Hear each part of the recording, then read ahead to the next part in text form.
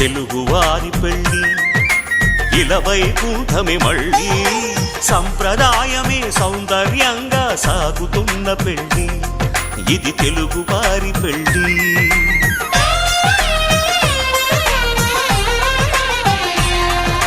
తెలుగువారి పెళ్ళి ఇలవైకుంఠమే మళ్ళీ సంప్రదాయమే సౌందర్యంగా సాగుతున్న పెళ్ళి ఇది తెలుగువారి పెళ్ళి ఒకరికి ఒకరని అనుకుంటే అదే నిశ్చితార్థం ఆ నిర్ణయానికి తలవంచడమే పెళ్ళి అంతరార్థం శతమానం భవతి అంటుంది శ్రావణ మాసం శ్రావణ మాసం శ్రావణ మాసం